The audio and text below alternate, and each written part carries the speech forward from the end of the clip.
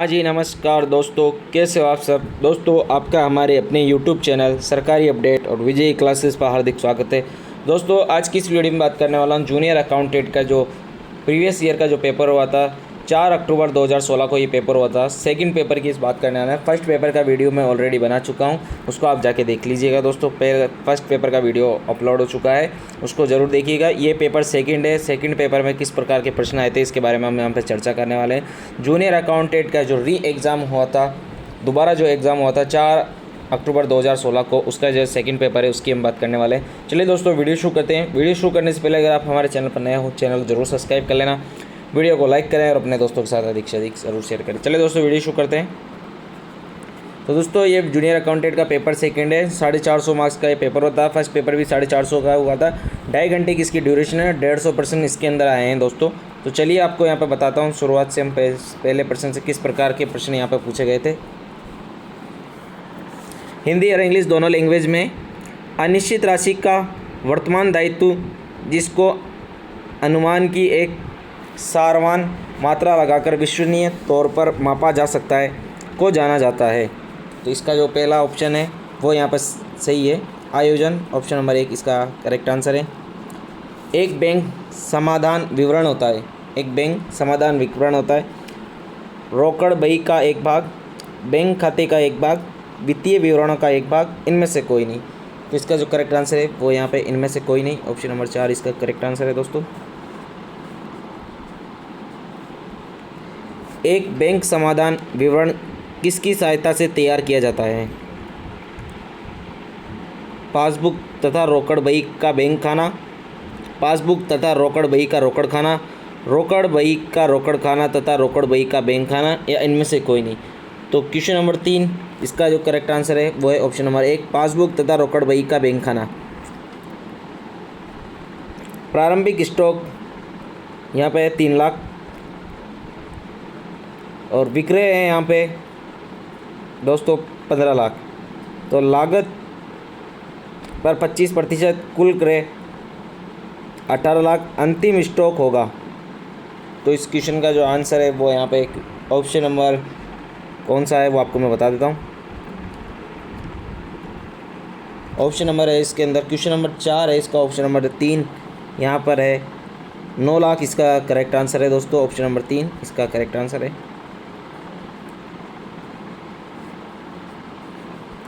निम्न में से कौन सी अशुद्धि तलपट द्वारा प्रकट होगी। तो आरपीएससी द्वारा इस प्रश्न को यहाँ पे डिलीट कर दिया गया है दोस्तों। आरपीएससी की ऑफिशियल आंसर की है, उसमें देख सकते हैं आप। इसको ये यहाँ पे डिलीट किया गया है ये प्रश्न। फर्नीचर के क्रय पर उसकी मरम्मत पर लगे 1000 रुपये को डेबिट किया जाना चाहिए। फर्नीचर खाते में, मरम्मत खाते में, रोकड़ खाते में, लाभ एवं हानि खाते में। तो क्वेश्चन नंबर 6 इसका जो करेक्ट आंसर है वो है ऑप्शन नंबर 1 फर्नीचर खाते में, इसका करेक्ट आंसर है। सही कथन बताओ। तलपट एक खाता है। तलपट व्यक्तिगत व वास्तविक खातों के शेषों की सूची है। तलपट खाता बही का सार नहीं है। तलपट खाता बही की गणितीय शुद्धता को प्रकट करता है। क्वेश्चन नंबर 7 ऑप्शन नंबर 4 ही इसका करेक्ट आंसर है। तलपट खाता बही की गणितीय शुद्धता को प्रकट करता है। निम्न में से कौन सा कथन गलत है, कौन सा कथन सत्य है। निम्न में से कौन सा कथन सत्य है।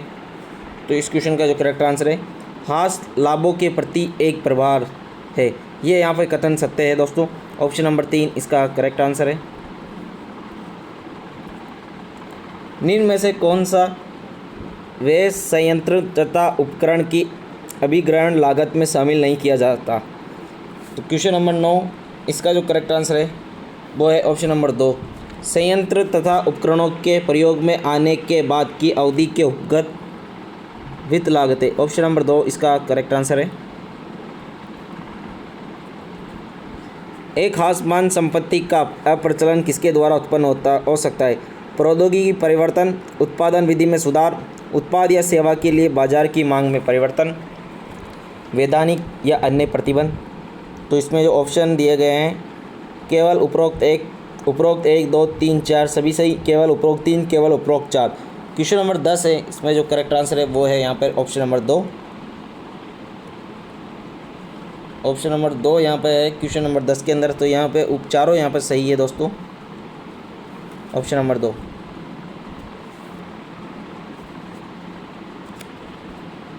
व्यापारिक संस्था में प्राप्ति एवं भुगतान खाते के संबंध में सही वाक्य बताओ।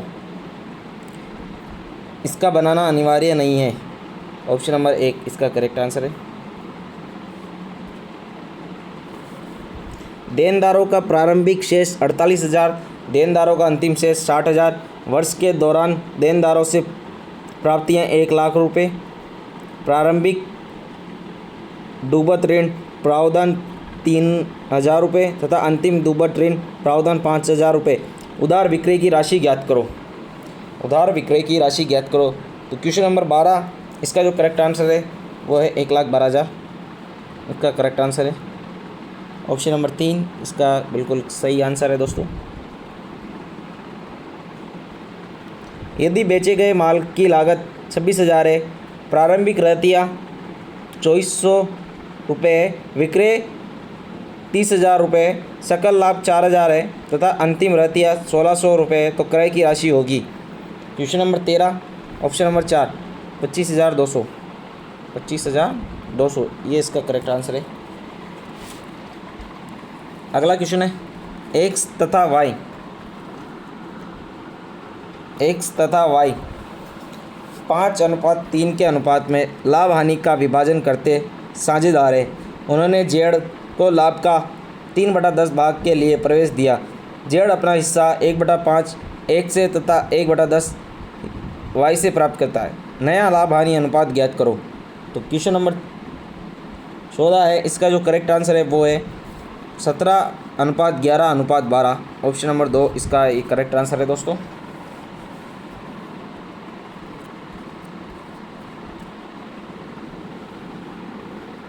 अगला क्वेश्चन है सी को एक फर्म में लाभों के 1/4 भागों के लिए प्रवेश दिया गया।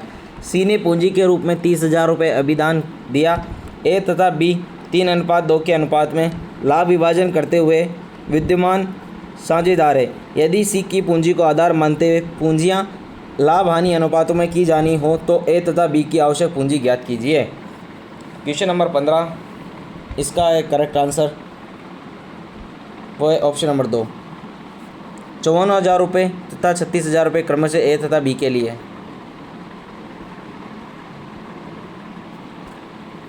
समझौते के भाव में साझेदार अधिकृत होते हैं ऋणों पर ब्याज के लिए, ऋणों पर ब्याज के लिए। Interest on loans. अगला प्रश्न है एक साझेदार के अवकाश ग्रहण पर फर्म को सभी साझेदारों के संयुक्त जीवन पर ली गई संयुक्त जीवन बीमा पॉलिसी के लिए बीमा कंपनी से प्राप्त होगा। क्वेश्चन नंबर 17 इसका जो करेक्ट आंसर है वो है ऑप्शन नंबर 2, समर्पण मूल्य राशि, समर्पण मूल्य राशि।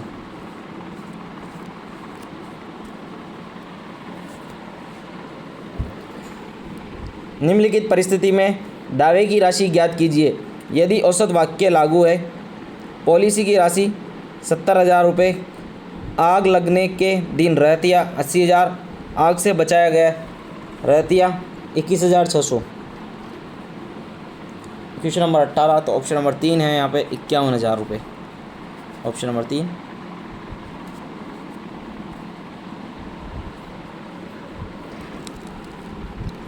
निम्न में से किसका संबंध परिणामी हानि के बीमा से नहीं है?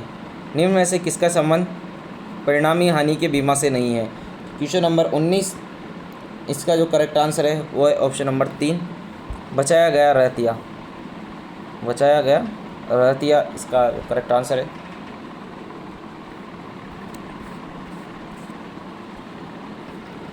एक लेखांकन अवधि के लिए व्ययों का निर्धारण किस सिद्धांत पर आधारित है? क्वेश्चन नंबर 20 इसका करेक्ट आंसर है ऑप्शन नंबर 4, मिलान। निम्न में से कौन सा व्यावसायिक लेन देन नहीं है? निम्न में से कौन सा व्यावसायिक लेन देन नहीं है?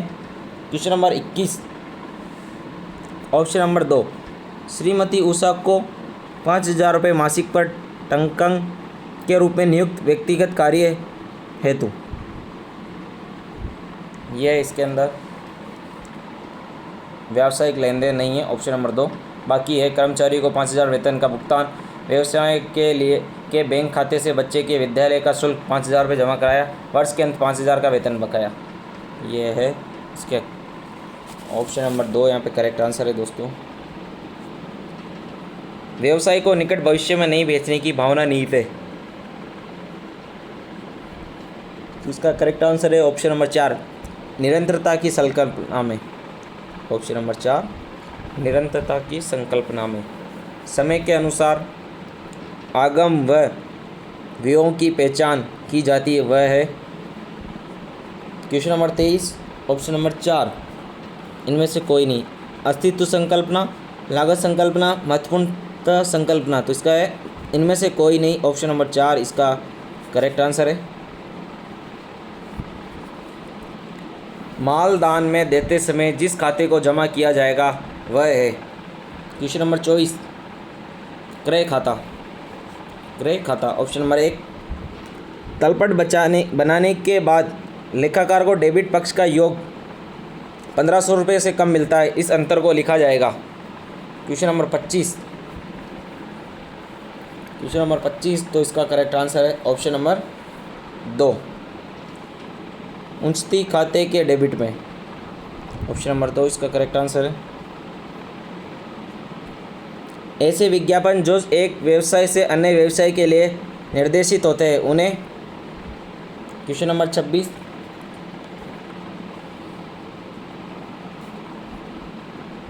व्यापारिक विज्ञापन कहते हैं। व्यापारिक विज्ञापन कहते हैं, ऑप्शन नंबर 2 इसका करेक्ट आंसर है।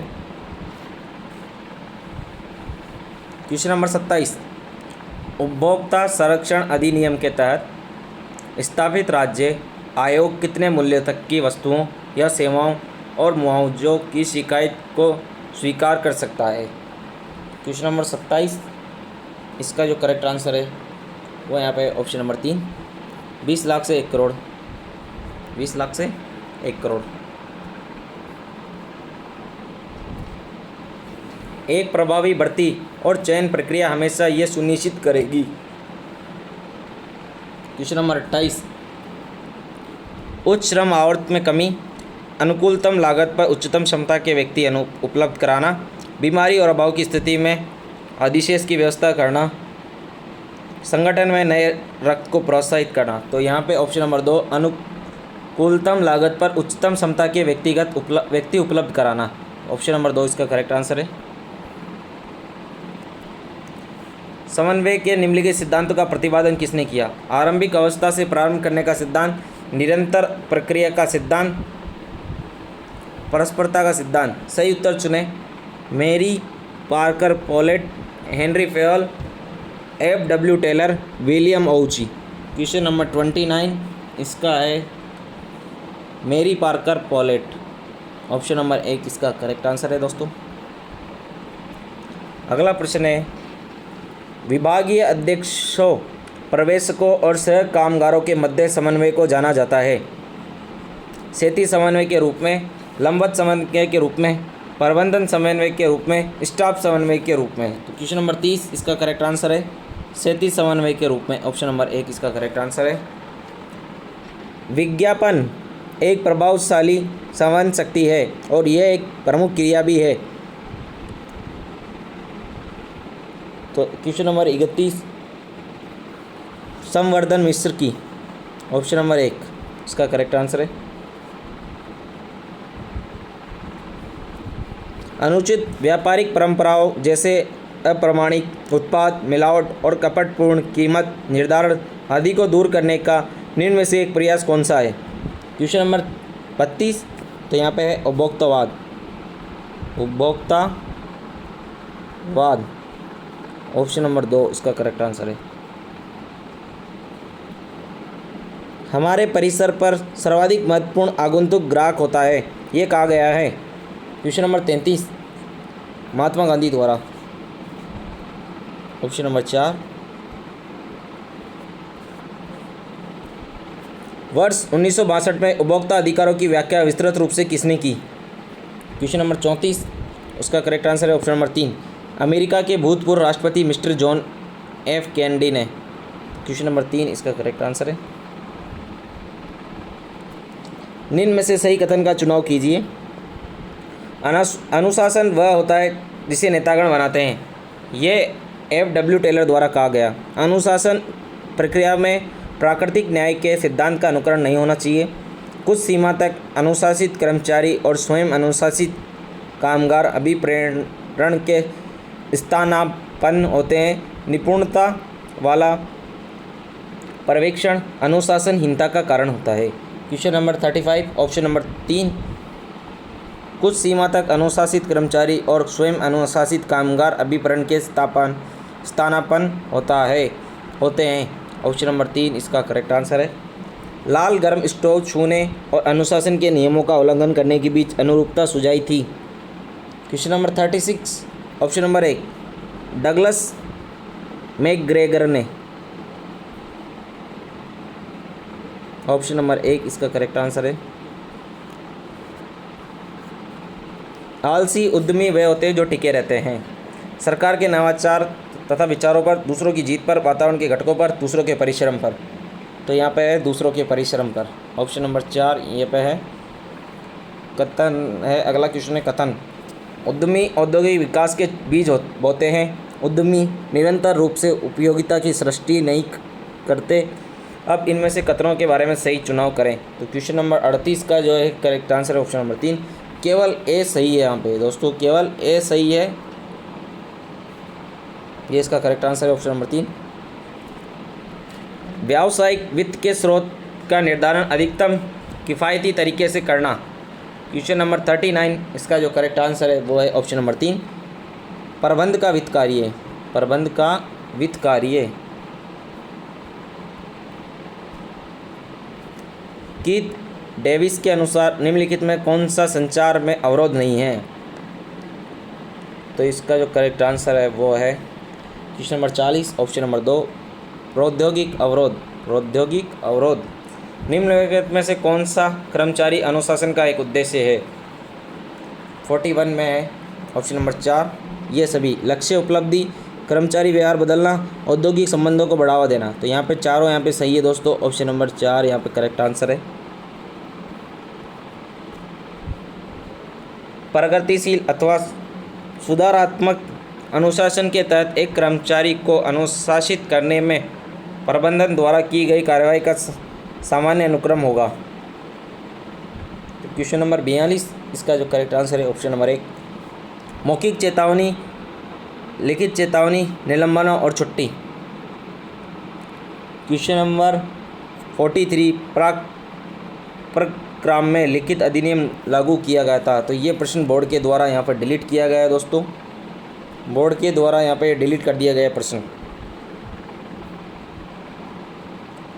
आरपीएससी की ऑफिशियल आंसर की को मद्देनज़र रखते हुए आपको सॉल्यूशन सभी के आंसर बताए जा रहे हैं दोस्तों।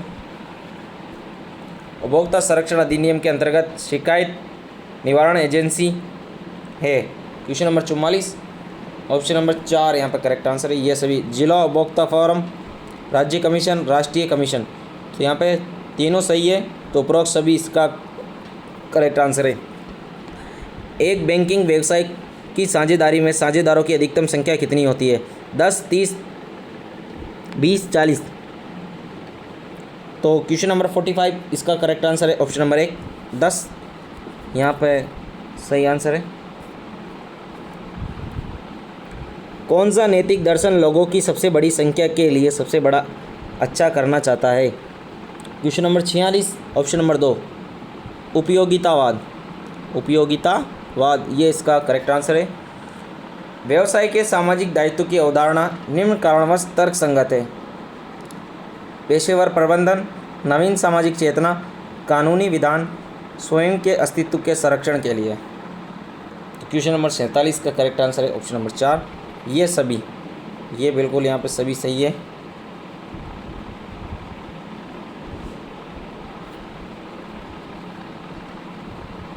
अगला प्रश्न है क्वेश्चन नंबर 48, बहुत ही गजब का प्रश्न है दोस्तों। सेवानिवृत्ति के बाद भी सेवानिवृत्त साझेदार पर देयताओं की जिम्मेदारी बनी रहती है। यदि अदत्त राशि उसके ऋण खाते में अंतरित कर दी जाए यदि वह सार्वजनिक सूचना नहीं देता, यदि वह और कहीं उसी प्रकार का कारोबार शुरू करता है, जब तक वह जीवित है सभी स्थितियों में जिम्मेदार बना रहता है। तो इसका जो करेक्ट आंसर है क्वेश्चन नंबर 48, इसका जो है ऑप्शन नंबर 2, यदि वह सार्वजनिक सूचना नहीं देता है। अगला यहाँ प्रश्न है, बहुत ही गजब का प्रश्न है दोस्तों। निम्न में से कौन से कथन विनिमय पत्र से संबंध है? निम्न में से कौन से कथन विनिमय पत्र से संबंध है? लेखक ऋणी होता है, बिल के आदेश का दायित्व गौण एवं सशर्त होता है, भुगतान करने के लिए बिना शर्त आदेश। इसका सही उत्तर है 49। करेक्ट आंसर है ऑप्शन नंबर 2, 2 व 3 यहाँ पर इससे संबंधित है। एक पेशेवर धन प्रबंधक है जो समता पूंजी के एक पूल से जोखिम उठाकर निवेशों पर उच्च दर पर लाभ हेतु निवेश करता है। क्वेश्चन नंबर 50, इसका जो करेक्ट आंसर है वो यहाँ पे है उद्यम पूंजीपति। ऑप्शन नंबर 1 यहाँ पे बिल्कुल सही आंसर है। अंकेक्षण किस में व्यवहार करता है? निरीक्षण में, सत्यापन में, लेखों की जांच करने में, ये सभी। तो यहाँ पे है ये सभी, यहाँ पे बिल्कुल करेक्ट आंसर है। वैधानिक अंकेक्षण किसके द्वारा किया जाता है? संधि लेखापाल, संस्थान का लेखापाल, लेखांकन का जानकार कोई भी व्यक्ति, इनमें से कोई नहीं। तो क्वेश्चन नंबर 52, इसका आंसर है ऑप्शन संधि लेखापाल। चार्टेड अकाउंटेंट लिखा है दोस्तों इसमें, इंग्लिश में भी देख लीजिए आप। अंकेक्षक का कार्य क्षेत्र तय होता है। क्वेश्चन नंबर 53 का करेक्ट आंसर है ऑप्शन नंबर 3, वैधानिक अंकेक्षण में कानून द्वारा एवं निजी अंकेक्षण में नियोजक द्वारा, दोनों। ऑप्शन नंबर 3 इसका करेक्ट आंसर है।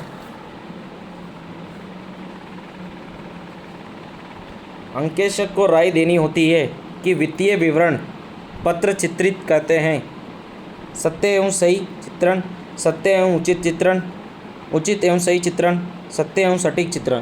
तो 54 ऑप्शन नंबर 2 सत्य एवं उचित चित्रण इसका करेक्ट आंसर है।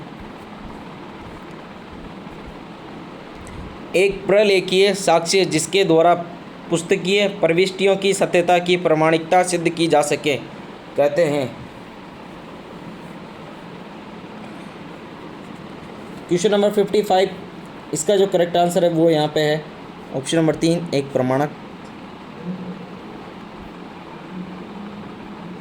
अगला क्वेश्चन है क्वेश्चन नंबर 56 है यहाँ पे 56, जो यहाँ पे आरपीसी के द्वारा डिलीट किया गया है दोस्तों। आंतरिक अंकेक्षण की सुस्पष्ट परिभाषा कौन सी है? वो यहाँ पे ये है जो इस प्रश्न को यहाँ पे बोर्ड के द्वारा क्या किया गया है दोस्तों, डिलीट।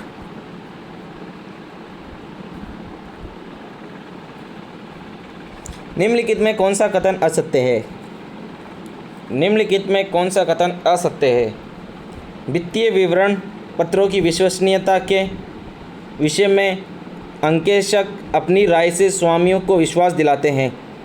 अंकेक्षित वित्तीय विवरणों पत्रों पर बैंक अधिक विश्वास करते हैं। व्यापारिक लेनदार वित्तीय अंकेक्षण पर विश्वास नहीं करते। वित्तीय अंकेक्षण की आवश्यकता उत्पन्न इसलिए होती है क्योंकि कंपनी का नियंत्रण कंपनी के प्रबंध के हाथों में निहित होता है। तो 57 तो यहाँ पे जो है ऑप्शन नंबर 3 यहाँ पे करेक्ट आंसर है। व्यापारिक लेनदार वित्तीय अंकेक्षण पर विश्वास नहीं करते, ऑप्शन नंबर 3 इसका करेक्ट आंसर है। वैधानिक अंकेक्षक द्वारा यदि आंतरिक अंकेक्षकों पर विश्वास किया जाए तो प्रतिवेदन में अशुद्धियाँ के लिए कौन जिम्मेदार होगा? तो 58 का करेक्ट आंसर है ऑप्शन नंबर 1 वैधानिक अंकेक्षक। ऑप्शन नंबर 1 यहाँ पर करेक्ट आंसर है दोस्तों। कंपनी अधिनियम 2013 की धारा में अंकेक्षक के अधिकार एवं कर्तव्य नियत है। तो 59 का जो करेक्ट आंसर है वो यहाँ पे ऑप्शन 4 है 143। कंपनी अधिनियम 2013 को किस धारा के तहत एक अंकेक्षक की नियुक्ति एवं पुनर्नियुक्ति नियंत्रक एवं महालेखाकार द्वारा की जाएगी। क्वेश्चन नंबर 60, इसका जो करेक्ट आंसर है धारा 139 के यहाँ तहत की जाएगी दोस्तों। इन प्रश्नों को आप अच्छे से देख लीजिए क्योंकि बहुत से प्रश्न यहाँ पर रिपीट भी हो जाते हैं एग्जाम के अंदर।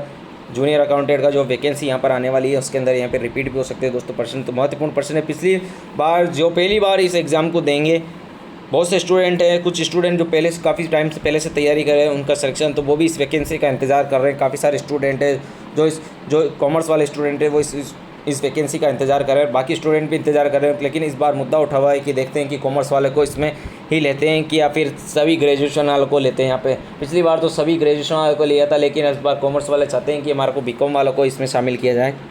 तो देखते हैं इसमें किस बार किसको शामिल किया जाता है। बाकी जो भी नए अभ्यर्थी है इस वीडियो को जरूर देखिएगा दोस्तों। चैनल पर नए हो तो चैनल को जरूर सब्सक्राइब कर लेना क्योंकि वीडियो बहुत ही महत्वपूर्ण है। किस प्रकार के प्रश्न यहाँ पे आए हुए हैं पिछली बार जूनियर अकाउंटेंट के पेपर में, बहुत से स्टूडेंट जानना चाहते हैं कि पिछली बार किस प्रकार प्रश्न आए, तो वो देखना चाहते हैं। तो यहाँ पे ऑफिशियल आंसर की के माध्यम से आपको सभी प्रश्नों के आंसर बताए जा रहे हैं।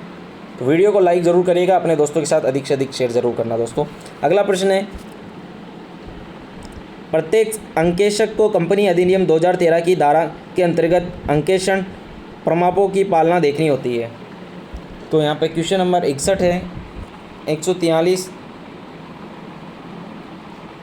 नारा है 143 ब्रैकेट में आपको यहाँ पर 9 लिखा हुआ है, ये यहाँ पे इसका करेक्ट आंसर है।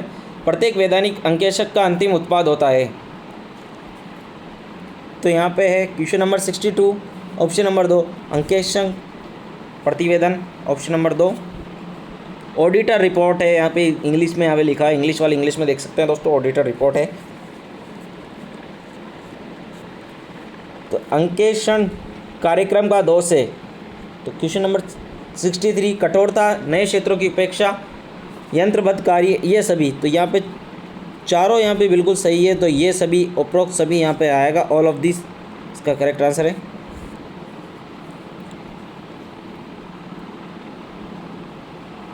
संपत्ति के सत्यापन में सम्मिलित,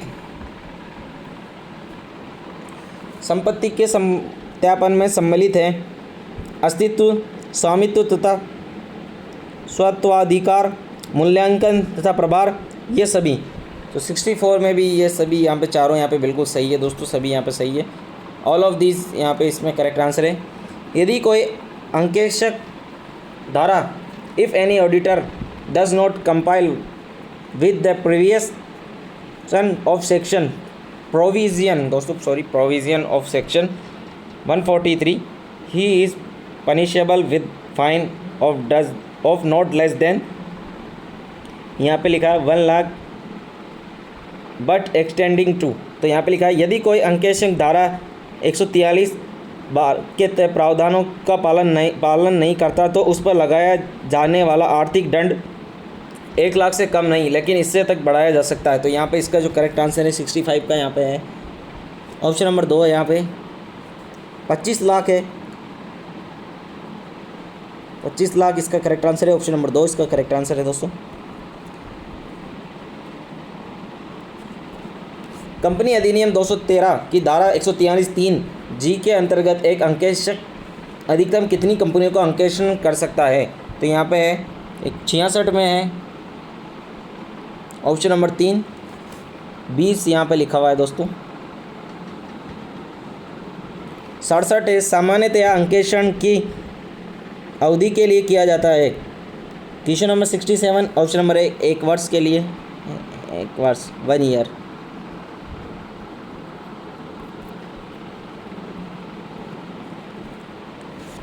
अंकेक्षण किसी भी संस्था चाहे लाभ कमाने के उद्देश्य से हो अथवा नहीं तथा चाहे उसका आकार और वैधानिक स्वरूप कुछ भी हो, वित्तीय सूचना की स्वतंत्रता जांच है, जबकि ऐसी जांच उस पर राय प्रकट करने के उद्देश्य से की गई हो। अंकेक्षण की यह परिभाषा द्वारा दी गई। तो 68 इसका जो करेक्ट आंसर है अंतर्राष्ट्रीय अंकेक्षण तथा आश्वासन मानक मंडल, ऑप्शन नंबर 1 इसका करेक्ट आंसर है। ICAI द्वारा प्रसारित स्पष्टीकरण के द्वारा प्रमुख अंकेक्षक का अधिकार नहीं होगा।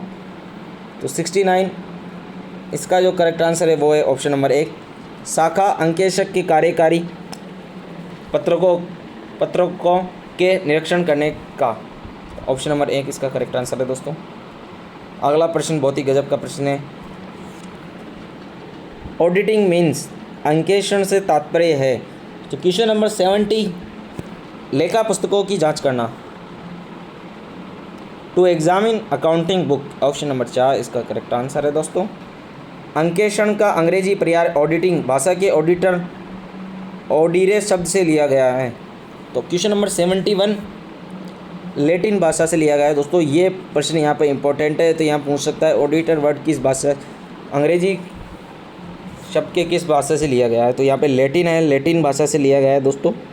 अंग्रेजी पर्याय ऑडिटिंग है, भाषा के ऑडिटर शब्द से लिया गया है, तो ये है लैटिन है दोस्तों। निम्नलिखित में से एक अंकेक्षण का लाभ नहीं है। क्वेश्चन नंबर 72 ऑप्शन नंबर 3 ये लागत भार को न्यून करता है। ऑप्शन नंबर 3 एक वैधानिक अंकेक्षक को किसी भी समय जांच पड़ताल का अधिकार होता है। कंपनी की लेखा पुस्तकों को एवं प्रलेखों को, कंपनी की लेखा पुस्तकों, प्रलेखों एवं प्रमाणों को, कंपनी के नोटिस एवं प्रलेखों को। Question number 73 option number 3 company की लेखा पुस्तकों, प्रलेखों एवं प्रमाणकों को। ऑप्शन नंबर 3 इसका करेक्ट आंसर है। अगला प्रश्न है 74 क्या प्रबंध द्वारा वैधानिक अंकेक्षक के कार्य क्षेत्र को सीमित किया जा सकता है। 74 में ऑप्शन नंबर 4 है नहीं। चालू अंकेक्षण के संदर्भ में निम्नलिखित में से कौन सा कथन सही नहीं है। यह नियमित अंतराल से आयोजित किया जाता है। यह प्रतिदिन आधार पर कार्यान्वयन होता है। जब संगठन में अच्छी आंतरिक नियंत्रण प्रणाली विद्यमान हो तो इसकी आवश्यकता होती है। ये बहुत खर्चीली होती है। 75 ऑप्शन नंबर 3 जब संगठन में अच्छी आंतरिक नियंत्रण प्रणाली विद्यमान हो तो तब इसकी आवश्यकता होती है। तो ऑप्शन नंबर 3 इसका करेक्ट आंसर है। वर्ष 2015 में भारत में सर्वाधिक निर्यात किस देश को दिए गए हैं। क्वेश्चन नंबर 76 है इसका है United state of America USA। Bharat में रिजर्व बैंक ने बहुनीतिगत उद्देश्यों के लिए मुद्रास्फीति की माप हेतु निम्न में से कौन सा कीमत सूचकांक अपनाया है। थोक मूल्य सूचकांक, उपभोक्ता मूल्य सूचकांक, औद्योगिक कामगारों के लिए उपभोक्ता मूल्य सूचकांक, कृषि मजदूरों के लिए उपभोक्ता मूल्य सूचकांक संयुक्त। क्वेश्चन नंबर 77 ऑप्शन नंबर 4 उपभोक्ता मूल्य सूचकांक संयुक्त यहाँ पे है। भारत में सहकारी साख ढांचे में निम्न में से कौन सी संख्या किसानों को दीर्घकालीन साख प्रदान करती है। क्वेश्चन नंबर 78 ऑप्शन नंबर 1 प्राथमिक भूमि विकास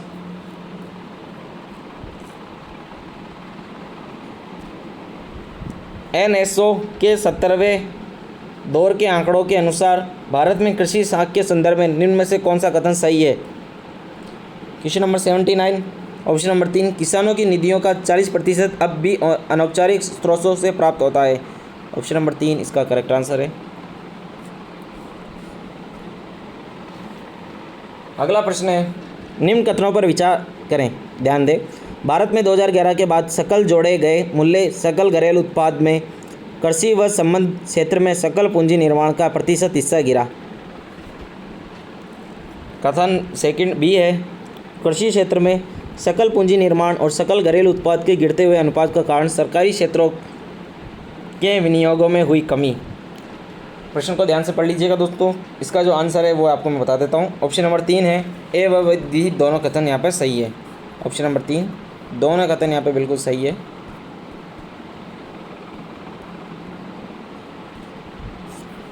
उद्योग आधार मेमोरेंडम योजना का एक बड़ा कदम है। बड़े विदेशी विनियोगकर्ताओं के लिए कारोबार करने में आसानी को बढ़ावा देने की दिशा में भारत में विदेशी प्रत्यक्ष विनियोग बढ़ाने की दृष्टि से इस प्रश्न का जो आंसर है ऑप्शन नंबर 3 है। भारत में सूक्ष्म लघु और मध्यम उद्यमियों के लिए कारोबार करने में आसानी को बढ़ावा देने के लिए। तो 81 में ऑप्शन नंबर 3 है। भारत में योजना अवधि में सृजित सिंचाई क्षमता और प्रयुक्त सिंचाई क्षमता में काफ़ी अंतर रहा है। इस स्थिति के लिए निम्न में से कौन सा कारण जिम्मेदार नहीं है? इस क्वेश्चन का जो आंसर है वो आपको मैं बता देता हूँ। 82 का जो आंसर है वो है ऑप्शन नंबर 1, भारत में जल साधनों की कमी तथा सूखा। ऑप्शन नंबर 1 इसका करेक्ट आंसर है।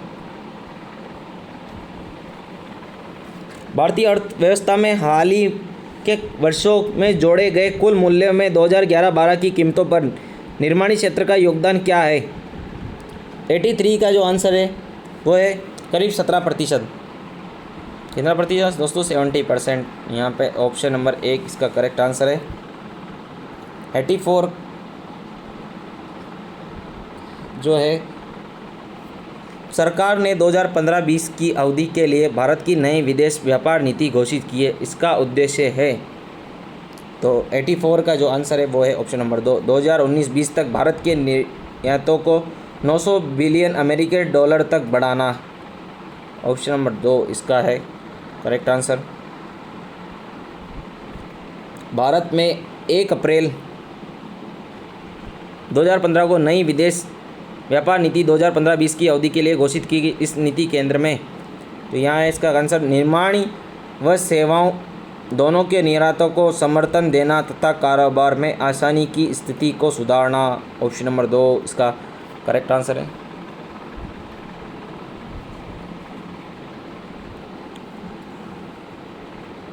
भारत में दिसंबर 2014 के बाद लगातार माल के निर्यात में कमी आई। भारत के निर्यात में इस कमी का कारण है 86, तो ऑप्शन नंबर 3 है सुस्त वैश्विक मांग और वस्तुओं की वैश्विक कीमतों में कमी। ऑप्शन नंबर 3 यहाँ पे इसका करेक्ट आंसर है। राष्ट्रीय आय लेखांकन की दृष्टि से निम्न में से कौन सा कथन सही नहीं है? सही है। 87 का आंसर है ऑप्शन नंबर 2, राष्ट्रीय आय अर्जित आय है जबकि व्यक्तिगत आय आवश्यक रूप से अर्जित आय नहीं है। ऑप्शन नंबर 1 इसका करेक्ट आंसर है।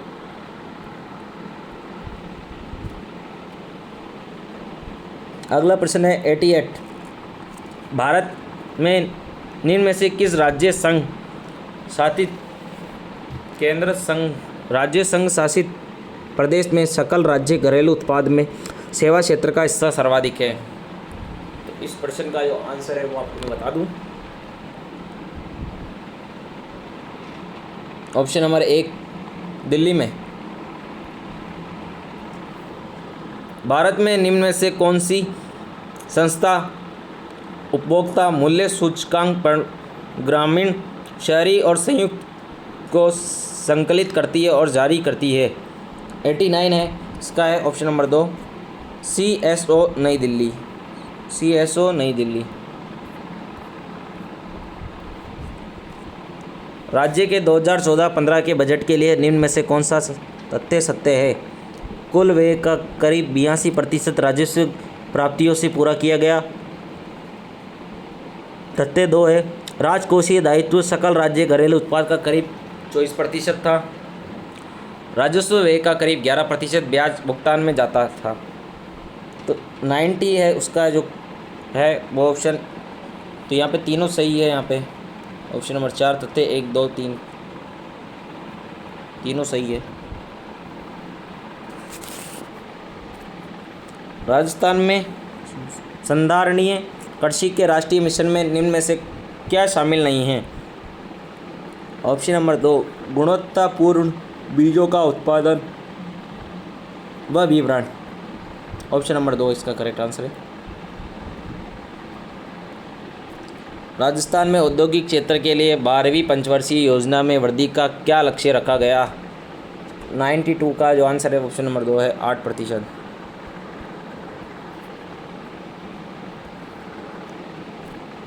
राजस्थान संपर्क परियोजना राजस्थान में निम्न उद्देश्यों के लिए शुरू की गई। जन सामान्य की शिकायतों को दर्ज करने व उसकी सूचना प्रदान करने के लिए एक जगह पर संपर्क की सुविधा प्रदान करना। राजस्थान में सड़कों का विश्व स्तरीय नेटवर्क प्रदान करना। राजस्थान में सभी गांवों को सड़कों की सुविधा देना। प्रवासी स्थानियों के लिए एक ही स्थान पर संपर्क की सुविधा देना। तो 93 है इसका जो करेक्ट आंसर है ऑप्शन नंबर 1 है। जन सामान्य की शिकायतों को दर्ज करने व उसकी सूचना प्रदान करने के लिए एक ही जगह पर संपर्क की सुविधा प्रदान करना, ये इसका करेक्ट आंसर है।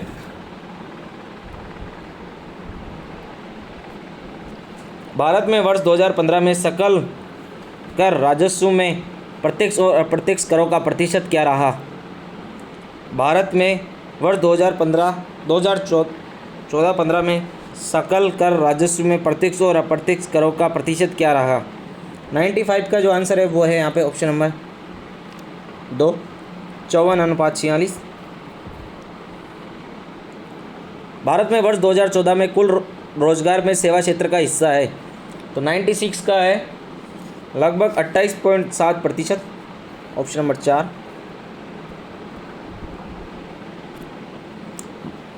भारतमाला कार्यक्रम संबंधित है, भारतमाला कार्यक्रम संबंधित है, तो 97 का आंसर है भारत में सड़क आधारभूत संरचना के विकास से।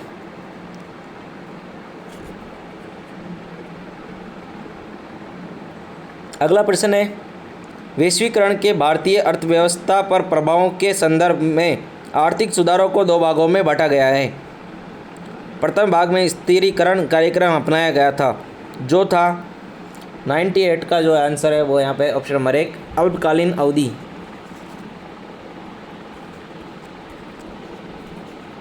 भारत में पहली जनगणना कब संपन्न हुई? तो 99 का है ऑप्शन नंबर 3, 1872।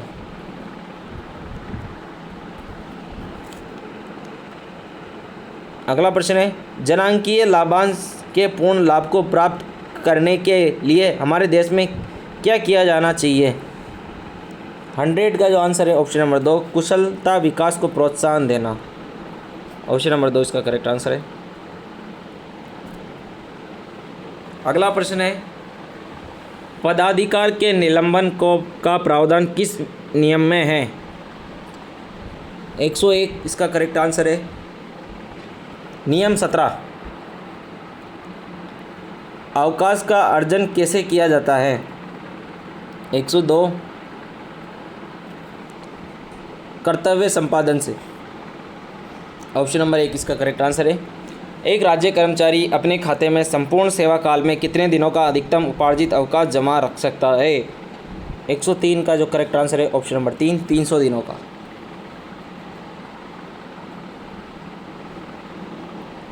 ऑप्शन नंबर 3 इसका करेक्ट आंसर है 103 का।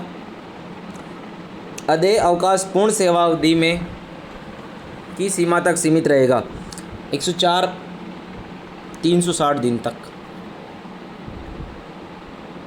104 का ऑप्शन नंबर 1 आंसर है।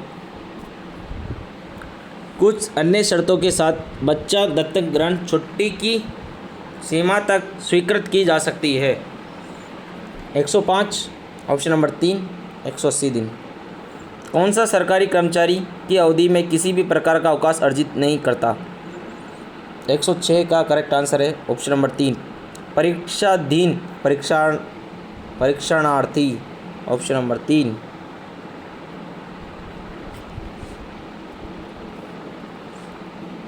एक पुरुष परीक्षाधीन प्रशिक्षणार्थी को 15 दिन का पितृत्व अवकाश किस नियम के तहत स्वीकृत किया जा सकता है?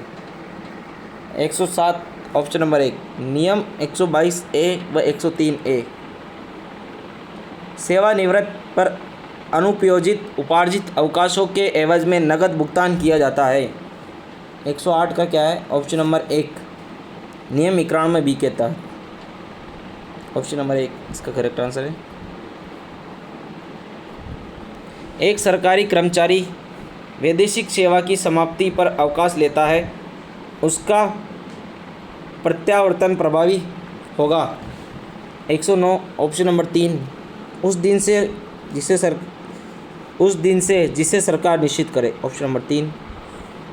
प्रतिनियुक्ति अवधि के दौरान उधार लेने वाली संस्था नियोजक द्वारा सरकारी कर्मचारी का कौन सा अंशदान राज्य सरकार को चुकाया जाएगा? 110 ऑप्शन नंबर 2, पेंशन अंशदान,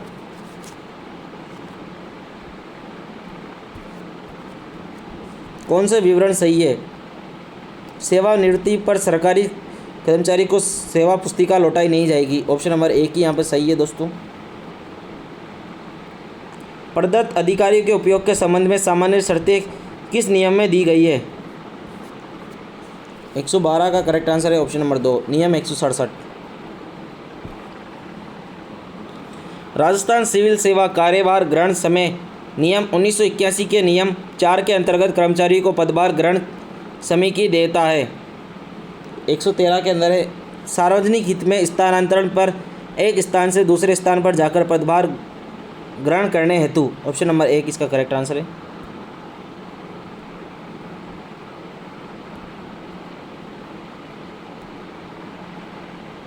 एक 114 है राजस्थान सिविल सेवा कार्य ग्रहण काल नियम 1981 के नियम 6(1) में प्रावधान है कि 114 करेक्ट आंसर है। देय कार्य ग्रहण काल की अनुपयोजित अवधि को कर्मचारी के उपार्जित अवकाश में जोड़ना। ऑप्शन नंबर 2 इसका करेक्ट आंसर है। अगला प्रश्न है कार्य ग्रहण काल के दौरान राज्य कर्मचारी को निम्न में से क्या देय नहीं है? 114 इसका जो करेक्ट आंसर है 115 का जो करेक्ट आंसर है ऑप्शन नंबर 4 है, वाहन भत्ता। एक सरकारी कर्मचारी का कार्य ग्रहण काल कब प्रारंभ होता है? 116 का करेक्ट आंसर है ऑप्शन नंबर 1, पूर्व वाले पद से कार्यमुक्त होने के तुरंत बाद से। ऑप्शन नंबर 1 इसका करेक्ट आंसर है। अगला प्रश्न है राजस्थान सिविल सेवा कार्यभार ग्रहण काल नियम 1981 के नियम 2(3) के अनुसार एक सरकारी कर्मचारी को नवीन पद पर कार्यभार ग्रहण करने या नए पद स्थापित स्टेशन तक यात्रा हेतु दिए जाने वाला समय कहलाता है।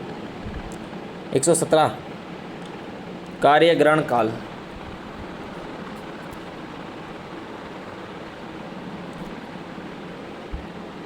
एक सरकारी कर्मचारी पदस्थापन आदेशों की प्रतीक्षा के बाद स्थानांतरण पर अन्य स्थानों पर नए पद को ग्रहण करने हेतु कार्यकाल का उपयोग कर सकता है।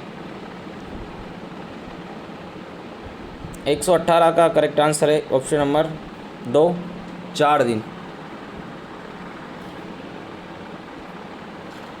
नियम 5(4) में इंगित सीमा से अधिक कार्य ग्रहण काल समय से अधिक 30 दिन की सीमा तक वृद्धि के द्वारा स्वीकृत की जा सकती है। 119 का है ऑप्शन नंबर 3, विभागाध्यक्ष।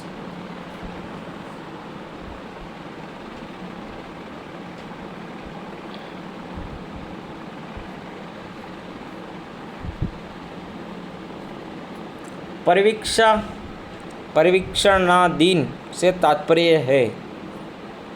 क्वेश्चन नंबर 120, एक व्यक्ति जिसे किसी सेवा के संवर्ग में स्थायी रिक्त पद के विरुद्ध नियमित रूप से चयन कर नियुक्त किया जाता है। ऑप्शन नंबर 3 इसका करेक्ट आंसर है। मानदेय से अभिप्राय है। 121, एक राज्य कर्मचारी को सामयिक अथवा कभी कभार प्रकृति के अतिरिक्त कार्य के लिए आवर्तक या अनावर्तक भुगतान। ऑप्शन नंबर 4 इसका करेक्ट आंसर है। राजस्थान सेवा नियम खंड 1 के किस नियम में प्रथम नियुक्ति के समय आयु परिभाषित है? 122 का जो करेक्ट आंसर है वो है ऑप्शन नंबर 1, नियम 8 का 1। इसमें राजस्थान सेवा नियम का नियम 9 निम्न में से संबंधित है। 123 का है ऑप्शन नंबर 2, नियुक्ति पर स्वास्थ्य प्रमाण पत्र। ऑप्शन नंबर 2 इसका करेक्ट आंसर है। स्वास्थ्य प्रमाण पत्र प्रस्तुत करने से मुक्त किए गए राज्य कर्मचारी कौन कौन है? 124 में उच्च सेवा का एक राज्य कर्मचारी जो 3 माह से कम अवधि के लिए अस्थायी रूप से नियुक्त किया गया हो, ये भी है दोस्तों। जो किसी प्रतियोगिता परीक्षा के माध्यम से चयनित हुए हैं उनका मेडिकल परीक्षण किया गया हो, ये भी है दोस्तों। जो सेवानिवृत्ति के बाद के तुरंत बाद नियुक्त किया गया हो, ये भी है। तो यहाँ पे चारों यहाँ पे बिल्कुल सही है। 124 में ऑप्शन नंबर 4। पदाधिकार के मौलिक सिद्धांत क्या है? एक ही समय में एक स्थायी रूप से रिक्त पद पर 2 या 2 से अधिक कर्मचारियों की नियुक्ति स्थायी रूप से नहीं की जा सकती। ऑप्शन नंबर 1 इसका करेक्ट आंसर है। एक कर्मचारी किसी एक ऐसे पद पर स्थायी रूप से नहीं किया जा सकता जिस पद पर किसी अन्य व्यक्ति का पदाधिकार हो। ऑप्शन नंबर 2 इसका करेक्ट आंसर है। एक कर्मचारी एक ही समय में 2 या 2 से अधिक स्थायी पदों पर एक साथ स्थायी रूप से नियुक्त नहीं किया जा सकता। ऑप्शन नंबर 3, ये मतलब चारों यहाँ पे सही है। ऑप्शन नंबर 4 यहाँ पे बिल्कुल करेक्ट है, सभी सही है। इनमें से कौन सा सिद्धांत वित्तीय औचित्य के स्तर से नहीं माना जाता? भत्ते लाभ का स्रोत होना चाहिए, अवसर की मांग के अनुसार व्यय, स्वयं की धनराशि की तरह लोक निधि के व्यय में सावधानी, सभी स्तर पर पूर्ण मितव्ययता। 126 का एक भत्ते लाभ का स्रोत होना चाहिए। Option number 1। संविधान के अनुच्छेद 266(1) में परिभाषित निधि है। 127 का जो आंसर है वो यहाँ पे क्या है दोस्तों? ऑप्शन नंबर 3, राज्य की संचित निधि। जब किसी किराए योग्य भवन का रखरखाव लोक निर्माण विभाग के अलावा अन्य किसी सिविल विभाग को सौंपा गया तो बकाया किराए की वसूली के लिए उत्तरदायी होगा। 128 में 3, विभाग अध्यक्ष। Option number 3।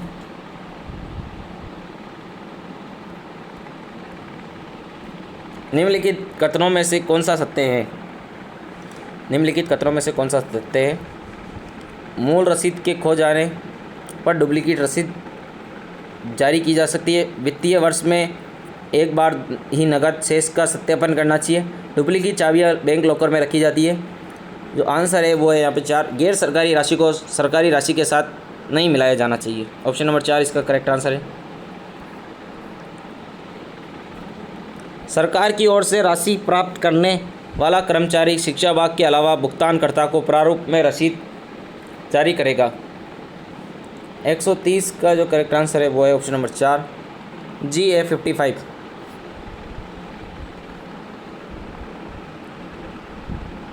यहाँ पे मिलान करें तो 131 का जो है यहाँ पे मिलान करें, क्या है इसमें सही करना है इसमें?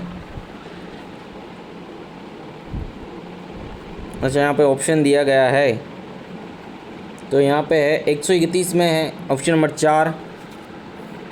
फर्स्ट में ए में GA 55, ए में, बी में GA 56, सी में GA 48, डी में GA 50। तो यहाँ पे जो ऑप्शन नंबर यहाँ पे 4 है वो यहाँ पे बिल्कुल सही उत्तर है दोस्तों। राज्य सरकार की ऐसी वित्तीय शक्तियाँ जो किसी प्राधिकारी को प्रत्यायोजित नहीं की गई। ऊपर वाला जो क्वेश्चन है उसके आंसर आप यहाँ पे मिला लेना दोस्तों। यहाँ पे एक बार फिर से यहाँ पे बता देता हूँ मैं दोस्तों। सामान्य विभाग में रसीद बुक GA 55, शिक्षा विभाग में रसीद बुक GA 56, सरकारी राशि के लेन देन में की रोकड़ा पुस्तिका GA 48 और डी है गैर सरकारी राशि के लेन देन में रोकड़ की पुस्तिका। ऑप्शन नंबर डी है इसमें GA 50, ये इसका करेक्ट आंसर है। अगला प्रश्न है, इसका जो आंसर है 132 का वो यहाँ पे है ऑप्शन नंबर 3, वित्त विभाग। हानियों के अपलेखन की क्षमता की समस्त स्वीकृतियाँ प्रत्येक मामले में जांच के लिए किसे भेजी जाएगी? तो यहाँ पे 133 का जो आंसर है वो यहाँ पे है ऑप्शन नंबर 4, महालेखाकार, अकाउंटेंट जनरल। सरकार के विरुद्ध दावों का एक विवरण जिसमें सकल या मदवार दावे के रूप में दावे के स्वरूप और राशि का ब्यौरा होता है, इसमें साधारण रसीद शामिल है को कहा जाता है। 134 इसका जो करेक्ट आंसर है ऑप्शन नंबर 2, बिल। 1000 रुपये से अधिक के सभी उपवाउचर को भेजे जाएंगे। उपवाउचर को भेजे जाएंगे, किसको भेजे जाएंगे? 135 का आंसर है महालेखाकार अकाउंटेंट जनरल 135 के अंदर भी ये आंसर है दोस्तों।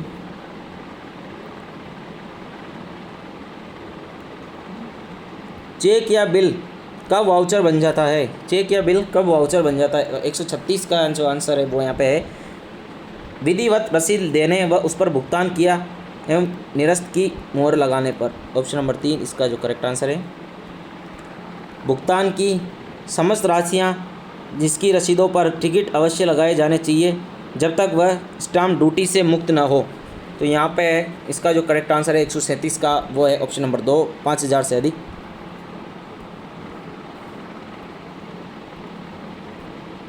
समयातीत के दावों के समर्थन में पूर्व जांच के लिए अपेक्षित नहीं है। 138 का जो आंसर है वो है ऑप्शन नंबर 1। कोषाधिकारी का एक प्रमाण पत्र की अभिलेख के अनुसार पूर्व में दावे का भुगतान नहीं किया गया है। ऑप्शन नंबर 1 इसका जो करेक्ट आंसर है। अगला जो प्रश्न है वो है सामान्य नियम के रूप में कितने राशि के चेक जारी नहीं किए जाएंगे जब तक कि ऐसा करना किसी विधि या विधेयक का प्रभाव रखने वाले नियमों के उपबंध के अधीन अनुज्ञेय हो। तो 139 का है ऑप्शन नंबर 1, 100 से कम यहाँ पर करेक्ट आंसर है।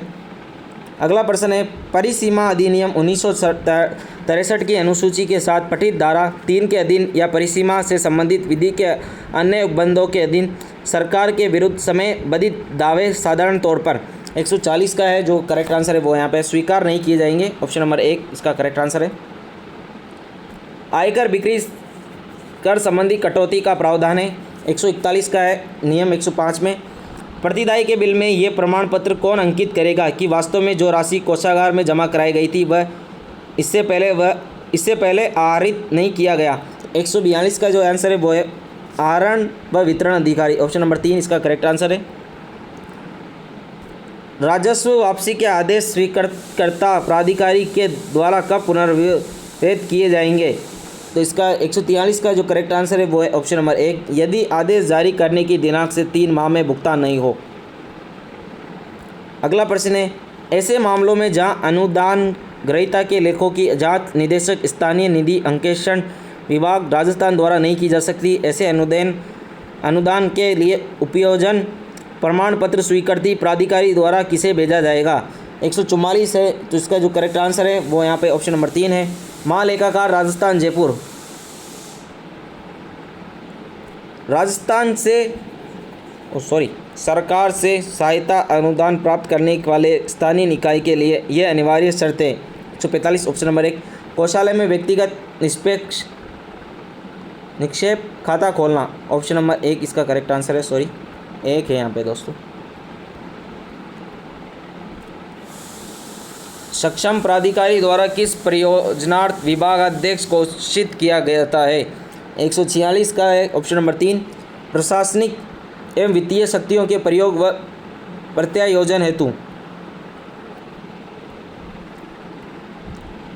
नियम 3 ख के अंतर्गत एक अधीनस्थ राजपत्रित अधिकारी को कोष से बिलों की राशि के आहरण तथा भुगतान का विवरण करने के लिए कौन अधिकृत भाग कर सकता है? 147 का आंसर है ऑप्शन नंबर 2 कार्यालय अध्यक्ष। सामान्य वित्तीय एवं लेखा नियम खंड 1 में दिए गए नियम हैं। 148 में ऑप्शन नंबर 2 राज्यपाल के अनिवार्य कार्यकारी आदेश। अगला प्रश्न है राज्य सरकार की प्राप्तियों की ऑनलाइन जमा लेखा प्रणाली कहलाती है? तो ऑप्शन नंबर है ई ग्रास है। ऑप्शन नंबर 2 इलेक्ट्रॉनिक सरकारी प्राप्ति लेखा प्रणाली, electronic government receipt accounting system ये यहाँ पे है। तो दोस्तों जूनियर अकाउंटेंट के जो पहले जो पेपर है री एग्ज़ाम हुआ था उसके अंदर 150 क्वेश्चन आए थे। सेकंड पेपर का हमने कंप्लीट कर लिया है, 150 क्वेश्चन यहाँ पे कर लिए हैं दोस्तों। जूनियर अकाउंटेंट का फर्स्ट पेपर का वीडियो ऑलरेडी अपलोड हो चुका है, जाइए तो उसको जरूर देखिए अगर आपने नहीं देखा हो तो उसको जरूर देखिए। इसके बाद ये सेकंड पेपर है, सेकंड पेपर में किस प्रकार के प्रश्न आए थे ये मैंने आपको यहाँ पर कंप्लीट करवा दिए हैं। तो यहाँ पे देखिए दोस्तों मैंने लगभग पूरे 150 प्रश्न आपको ये कंप्लीट इस पेपर में करवा दिए, 150 प्रश्न कंप्लीट इस पेपर के करवा दिए। पेपर सेकंड है दोस्तों, 450 अंकों का ये पेपर हुआ था, 150 प्रश्न इसके अंदर है, 2.5 घंटे का ये पेपर था दोस्तों। पेपर फर्स्ट का वीडियो ऑलरेडी अपलोड है तो उस वीडियो को जरूर देखिएगा। चैनल पर नए हो तो चैनल को जरूर सब्सक्राइब कर लेना। धन्यवाद।